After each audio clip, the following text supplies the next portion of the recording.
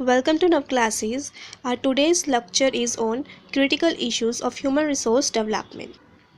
Firstly, please subscribe and ring the bell to get all lectures in your email ID. So let's start with our today's lecture.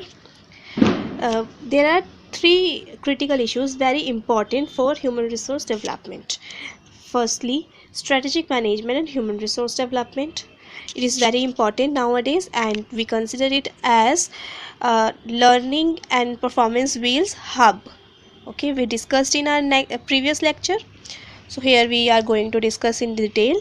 Then there is supervisor's role in human resource development, organizational structure of human resource development. Okay, strategic management and human resource development. Strategic management involves a set of managerial activities and actions that are intended to provide completely superior fit with external environment and enhance the long-run performance of an organization. Here very important points are: this is completely superior fit. We want to provide a very great fit which is very good for the organization. It should comply with external environment that it is facing, and it enhances the long run performance. Remember, strategic management is for long run performance of an organization. It's not considering only the current goal of organization. It says we are considering here all goals which organization is willing to get and willing to meet in long run. Then it involves several distinct processes, includes strategy formulation, how to formulate a strategy and how to implement that strategy and how to control it for over a long run. It is very important, as and when need arises, it is important to control such a strategy which is not good and which desires to change, so that we can meet our long-term goals of organization in strategic way. Then in the past 2 decades have been increasing interest in strategic management, strategic human resource management. Various type of researches are being done in this area, and action concerning strategic human resource management. To do this, two type of alignments are necessary. Firstly, external alignment is necessary between the strategic plan of organization and external environment that it faces. Secondly, internal alignment. We understood external alignment and internal alignment of strategic human resource management, SHRM. Okay. Then there are some areas of concern in SHRM, and these are management practices, how employees are managed and treated. Example, how much do employees participate in decision making? To what extent they can participate in organizations' decision making? Then there is organizational structure, how an organization is structured. For example, how flat is the organization's managerial hierarchy. Then there is human resource system, how employees are selected, trained, compensated, their pay scale appraised, and so on.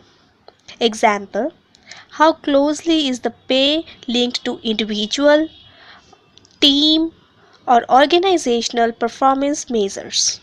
So if we are going to decide particular pay of an organization's employee, then we should consider the pay as per the individual's quality, as per their team efforts and organizational performance measures. Other work practices and systems.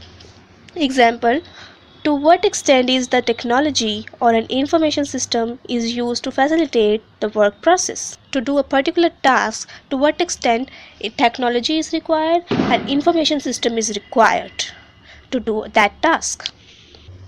The value of this approach lies in looking at the organization as an entire system. Here we are going to discuss human resource development's executive and professionals can demonstrate the strategic capability of HRD in three primary ways. So these are the three primary ways of demonstrating their own strategic capabilities.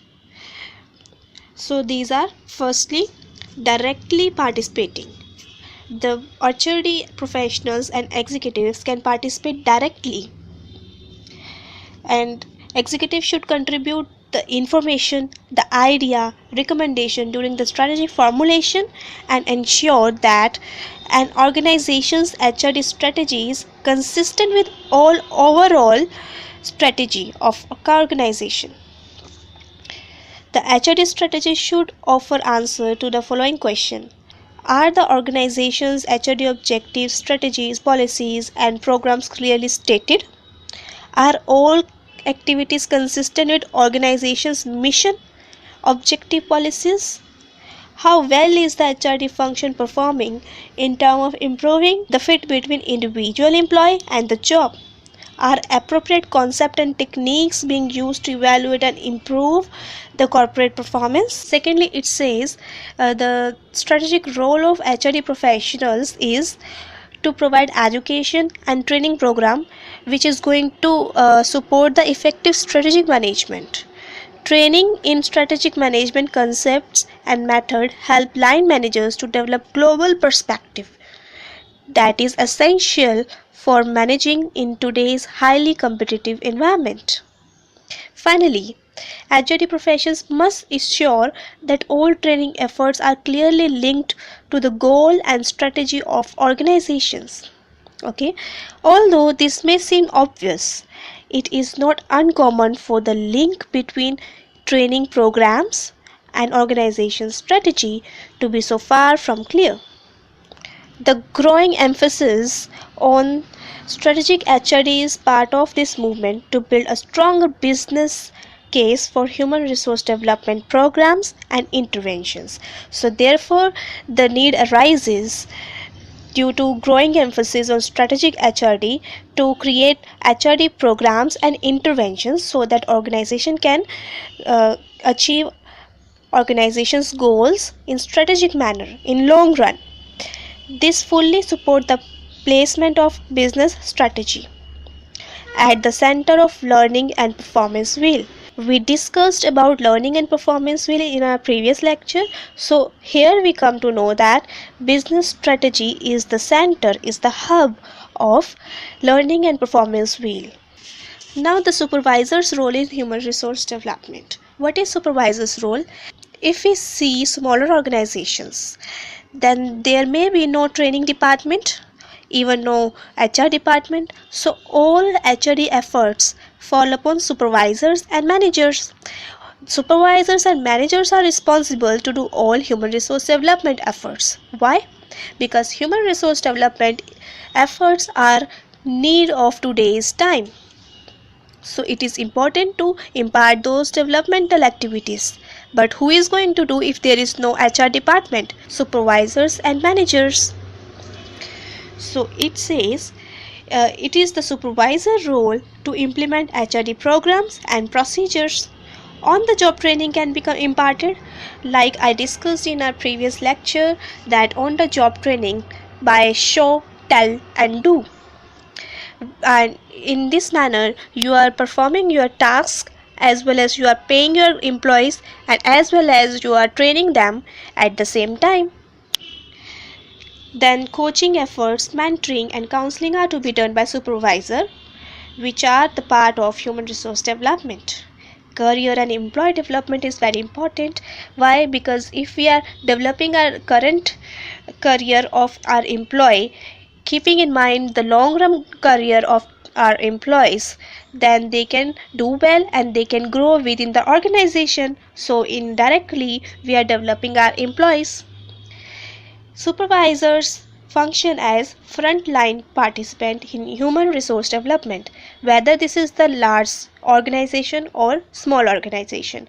But supervisor is the one who is going to impart all HRD efforts to employees directly. So it says frontline participant. Next is organizational structure of human resource development is very important to see whether which type of HRD efforts are to be imparted and how. It depends on company size, industry and maturity. No single structure can be used for this. It depends on the large part on how well the HRD manager becomes an institutional part of the company, that is revenue contributor, not just revenue user. Here very important term comes that HRD department should consider as revenue contributor, not as revenue user. If we are spending lot to develop our human resource, then in turn it should contribute in revenue, and it will contribute because if we are imparting our employees knowledge which will help them to develop for longer time, then our employee is going to put their all efforts strategically and in good manner so that it can raise company's output. Indirectly it will put their effort in company's profit. So it is considered as human resource development will contribute to the revenue, and it is not just revenue user.